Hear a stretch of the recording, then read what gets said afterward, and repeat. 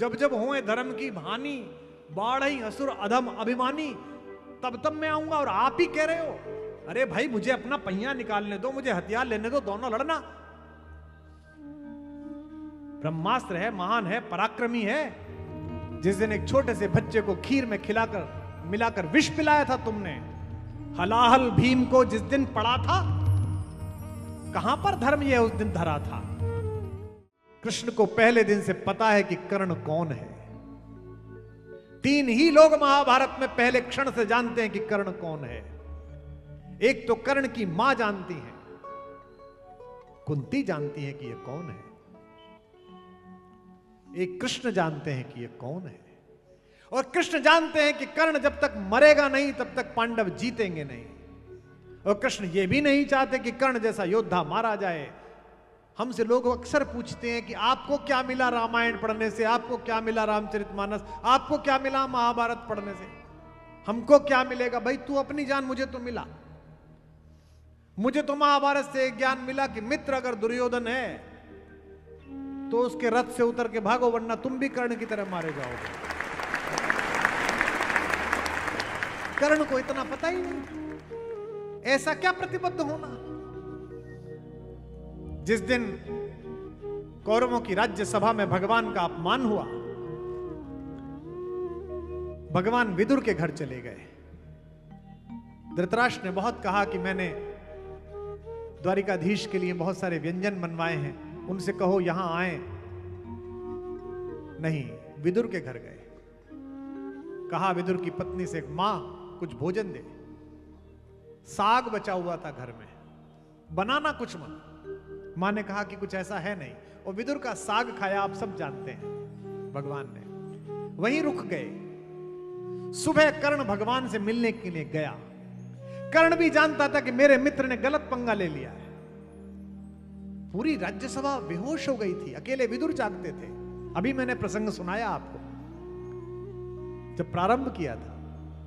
सुबह जब माधव जाने लगे, जब उनके रथ लगाया तो कर्ण सामने पहुंच गया। कर्ण ने हाथ जोड़कर कहा कि केशव, मैं कल अपने मित्र दुर्योधन की मूर्खता के लिए आपसे क्षमा मांगता हूं, आप उसे माफ कर दीजिए। जो हमारी इस बिटिया ने पूछा, सृष्टि ने, भगवान को क्रोध नहीं आता। कृष्ण मुस्कुराते रहे, बोले कोई बात नहीं, तुम अपने मित्र की मूर्खता के लिए क्षमा मत मांगो अंगराज। तुमने तो कोई अपराध जो किया है उसका दंड तुम्हें मिलेगा, उसने जो अपराध किया है उसका दंड उसे मिलेगा, लेकिन उसकी नीचता के लिए तुम क्षमा मत मांगो। उसने कहा फिर भी अपने क्रोध को थोड़ा शांत कर लीजिए, मैं आपसे क्षमा मांगता हूं। भगवान ने कहा आओ मेरे रथ पर बैठो। भगवान उसे अपने रथ पर बिठा कर ले गए। यहां देखिए कितने बड़े स्ट्रेटेजिस्ट हैं, कितने बड़े रणनीतिकार हैं। पहली बार कर्ण को पता चला कि वो किसका बेटा है। भगवान जानते थे कि या तो ये मेरे कहने पर इधर की तरफ आ जाएगा, और नहीं आया तो इसका मनोबल तो तोड़ ही दूंगा। आज तक इसे पता नहीं है कि सामने मेरे भाई हैं। महाभारत के युद्ध से ठीक पहले बलिहारी जाइए कृष्ण जैसे स्ट्रेटेजिस्ट पर। हमको कृष्ण जैसे स्ट्रेटेजिस्ट चाहिए। आज से पहले कभी खबर छपती थी कि सरहद पार भारत के दुश्मनों को अज्ञात हमलावर मार गए? ये पहली बार छपी है, क्योंकि कृष्ण नीति लागू है। अपना सैनिक क्यों खर्च करें, अपनी गोली क्यों खर्च करें, जब उन्हीं के यहां लोग हैं तो वहीं मरवाएंगे। ये कृष्ण नीति है। कृष्ण अपने रथ पर बिठाकर कर्ण को चले। हरि बड़े प्रेम से कर धर कर उसके कंधे पर हाथ रखा, ले चढ़े उसे अपने रथ पर। रथ चला, परस्पर बात चली, शम दम की टेढ़ी घात चली। कर्ण से बात कर रहे हैं भगवान। शीतल हो हरि ने कहा हाय, अब शेष नहीं कोई उपाय। अंगराज अब कुछ बचा नहीं, हो विवश हमें धनु धरना है, हम सबको धनुष उठाना पड़ेगा। क्षत्रिय समूह को मरना है। मैंने कितना कुछ कहा नहीं, विषबाण कहां तक सहा नहीं। पर दुर्योधन मतवाला है, कुछ नहीं समझने वाला है। चाहिए उसे बस रण केवल, सारी धरती या मरण केवल। हे वीर, उसे कह रहे तुम तो बड़े योद्धा हो, हे वीर आप भगवान की भाषा देखिए, तुम ही बोलो अकाम। क्या वस्तु बड़ी थी? 5 गांव, 5 गांव देने थे, वह भी कौरव को भारी है, मति गई मूढ़ की मारी है। दुर्योधन को बोधूं कैसे, इस रण को अवरोधूं कैसे, सब राह बंद मेरे आगे। हां एक बात यदि तू माने, अभी भी युद्ध रुक सकता है कर्ण, अकेले में कह रहे हैं, कोई साथ नहीं है, ड्राइवर भी साथ नहीं है, किसी पर भरोसा नहीं कर रहे हैं। एक बात यदि तू माने तो शांति नहीं जल सकती है, समराग्नि अभी टल सकती है। पा तुझे धन्य है दुर्योधन, तू एकमात्र उसका जीवन, तेरे बल की है आस उसे, तुझसे जय का विश्वास उसे, तू संग ने उसका छोड़ेगा, वह क्यों रण से मुख मोड़ेगा। अगर तू उसे छोड़ दे तो वो युद्ध छोड़ देगा। अब भी कर्ण नहीं माना, अब भगवान ने अपना इक्का निकाल कर चला।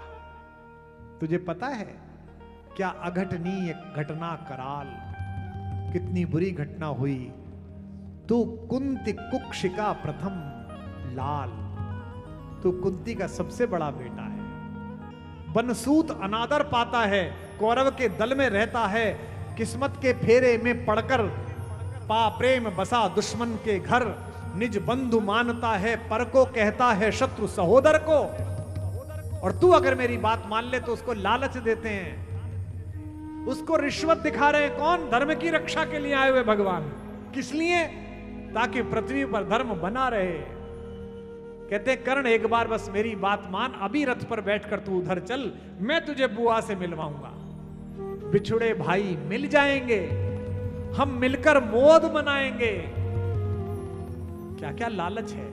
पद त्राण भीम पहनाएगा, तुझे चप्पल भीम पहनाएंगे, धर्मादिप चवर डुलाएंगे, युधिष्ठिर तेरा चवर डलेंगे, पहरे पर पार्थ प्रहर होगा, जो आज तेरा दुश्मन है अर्जुन, वो तेरे गेट पर संतरी की तरह खड़ा रहेगा, सहदेव नकल अनुचर होंगे, सब लोग तुझे पहचानेंगे, असली स्वरूप में जानेंगे।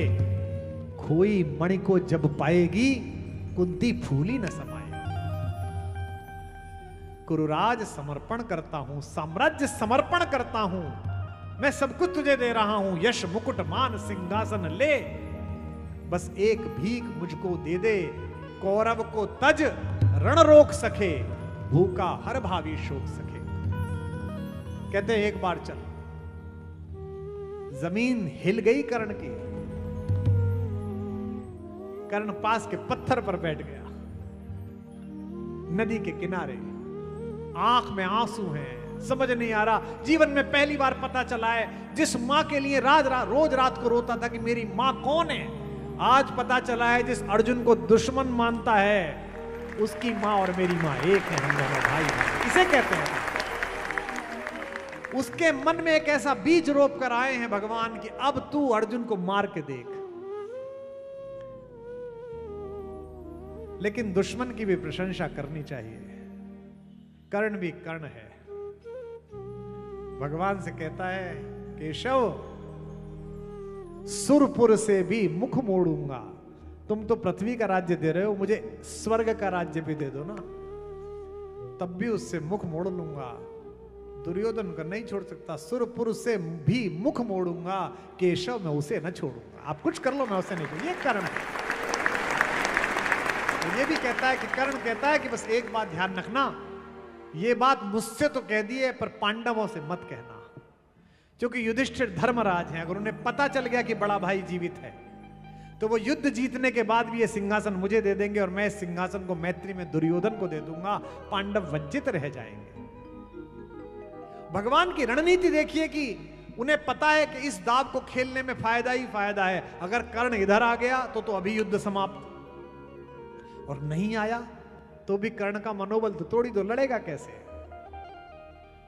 कर्ण को मारना है पर वो मरेगा नहीं, योद्धा है। फिर कुंती को भेजा कि जाओ उसे बता के आओ। कुंती कर्ण के द्वार से थक कर हार कर लौट गई। कर्ण अर्जुन से लड़ सकता है, एक ही समस्या है, अर्जुन के रथ का ड्राइवर पूरी दुनिया का ड्राइवर है। जिसके रथ पर हरि बैठ जाए उसके रथ को कौन विजेता बनने से रोके। कर्ण कहता है कि मैं लड़ तो लूंगा लेकिन मेरे को रथ चालक अच्छा चाहिए। और भगवान कृष्ण जैसे सारथी की क्षमता एक ही व्यक्ति में है और वो है शल्य में, जो पांडवों के मामा हैं। और आप सबको पता है कि मामा शल्य कौरवों की तरफ चले गए क्योंकि उन्हें यह पता नहीं था ये शिविर किसका है। मार्ग भर उनकी सेवा हुई और जिस शिविर में गए उन्होंने कहा जिसका भोजन किया है, जो सेवा करके लाया, मैं उसकी तरफ लड़ूंगा। अब चिंता हुई कृष्ण को कि अगर शल्य ने रथ चलाया तो हो सकता है कि कर्ण जीत जाए। तो युधिष्ठिर को भेजा मामा के पास कि मामा आपने अच्छा नहीं किया, हमारे शत्रु के यहां काम ले लिया। मामा ने कहा मैं क्या कर सकता था, वचनबद्ध हूं। जिस दिन कर्ण ने शल्य को अपने सारथी के रूप में चुना, रात को फिर युधिष्ठिर गए। युधिष्ठिर ने कहा मामा उधर से लड़ रहे हो ठीक है, कृष्ण के कहने पर गए, पर आप जैसा बड़ा व्यक्ति सूत पुत्र का रथ चलाएगा, बड़े शर्म की बात है। और ये दिमाग में शल्य के डाल दिया। अब दो पंक्ति देखिएगा बस जो कह रहा हूं। एक तरफ कर्ण है, एक तरफ अर्जुन है, दोनों एक जैसे योद्धा हैं, दोनों में बराबर शक्ति है। एक तरफ शल्य बैठा है जो कहता है तू क्या लड़ेगा इस लड़के से, तू क्या लड़ेगा मेरे भांजे से, क्या मारेगा तू इसे। और एक तरफ कृष्ण बैठे हैं जो कहते हैं कि तुझ में ही सब कुछ शक्ति है, मार जैसे मारेगा तू सबको मार सकता है। राजकोट वालों अपने रथ पर बिठाओ तो शल्य को मत बिठाना, कृष्ण को बिठाओ।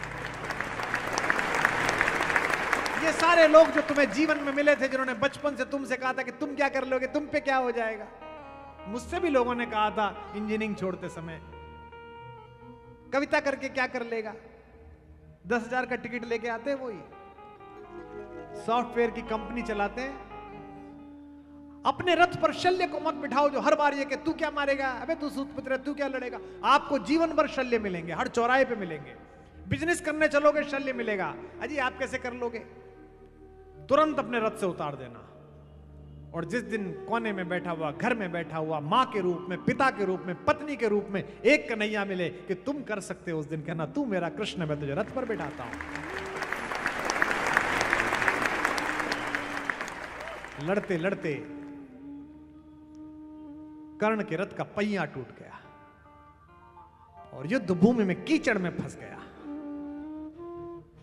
कर्ण ने अपना हथियार उठा के रख रखा है, पहिया निकाल रहा है। मही डोली, आकाश डोला, न डोला तो पहिया नहीं डोला, क्योंकि गुरु ने श्राप दिया था कि जब तू संकट में फंसेगा तो विद्या भूलेगा। और जिस समय कर्ण उतरा पहिया निकालने के लिए, भगवान ने अर्जुन से कहा मार, अभी तीर मार। यहां बैठे हुए युवा बैठे हैं, हम आपको ये नहीं कहेंगे कि हमारा भगवान बिल्कुल ठीक है, हम दूसरों की तरह नहीं है कि जो गलत करा सब ठीक है। हमारे भगवान पर प्रश्न उठाओ, हम जवाब देंगे उसका। इसी काम के लिए कर्ण के पहिए का प्रसंग है। भगवान ने कहा मार, यह तो अधर्म है। कर्ण का मुंह खुला का खुला रह गया कि हे माधव कर क्या रहे हो, आप तो धर्म मूर्ति हो, आपका तो उद्घोष ही है यदा यदा ही धर्मस्य ग्लानिर्भवति भारत, जब जब होए धर्म की हानि, बाढ़ई असुर अधम अभिमानी, तब तब मैं आऊंगा और आप ही कह रहे हो। अरे भाई मुझे अपना पहिया निकालने दो, मुझे हथियार लेने दो, दोनों लड़ना। ब्रह्मास्त्र है, महान है, पराक्रमी है, होगा कर्ण जैसा, लेकिन अधर्मी है। और कृष्ण जानते हैं कि अधर्म को मारना हो तो दुनिया की बनाई हुई नीतियों की बत्ती बना के पाप पीछे फेंक दो और अधर्म को मारो, चाहे कैसे ही मारो। यही कृष्ण पक्ष है। भगवान ने कहा मार। कर्ण चौंक गया, पूरा कुरुक्षेत्र चौंक गया, समय चौंक गया, स्वयं अर्जुन चौंक गया। अर्जुन ने कहा कैसे मारूं, मैं जिस प्रदेश से आता हूं वहां एक मुख्यमंत्री है, लोग कहते हैं कानून से नहीं चलता। अधर्म के नाश के लिए कौन सा कानून, मेरा मुख्यमंत्री भगवा पहनता है, यहां भी भगवा पहने हुए संत बैठे हैं। मेरा मुख्यमंत्री कहता है इस चौराहे पर पाप करोगे, अगले चौराहे पर यमराज भैंसा लेके मिलेगा, वहीं से वहीं चले जाना।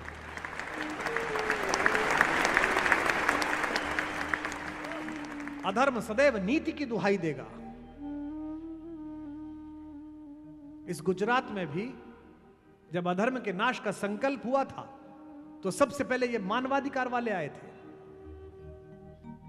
इनसे पूछो कि तुम्हारा मानवाधिकार उस दिन कहां विश्राम कर रहा था जिस दिन बेगुनाह लोगों पर अहमदाबाद में बम फटा था? उस दिन तुम्हारा मानवाधिकार कहां था?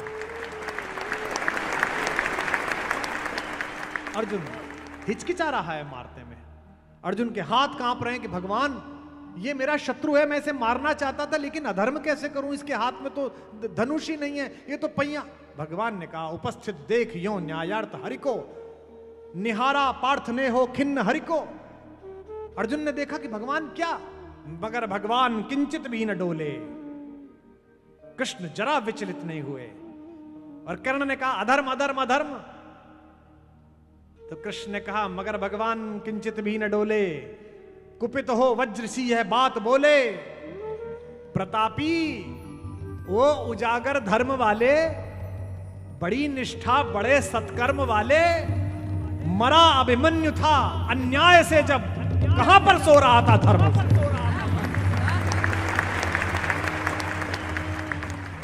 तू आज धर्म बता रहा है, तू आज नीति बता रहा है।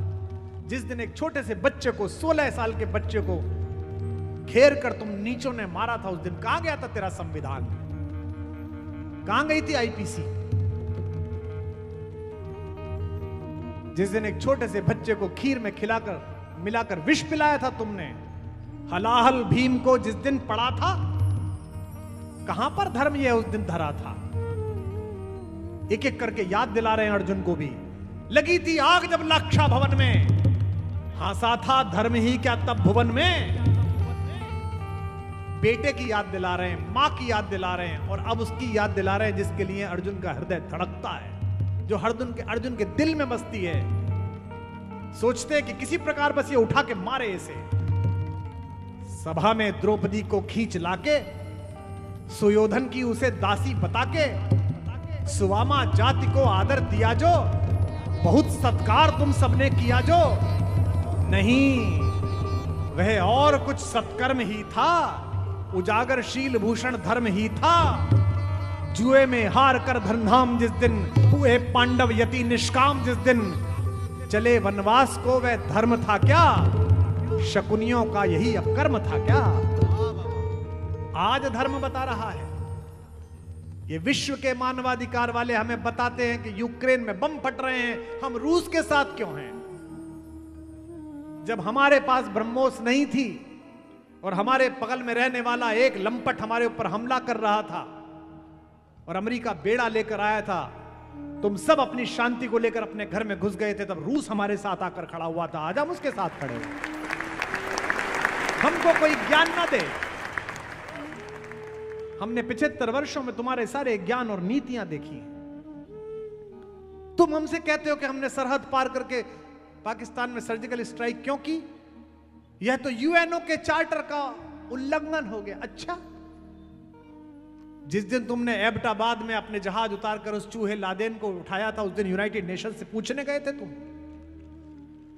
अगली पंक्ति पर बताए गुजरात, तब तुम शक्तिशाली थे, अब हम शक्तिशाली हैं, अपना न्याय खुद लेंगे। यही भारत।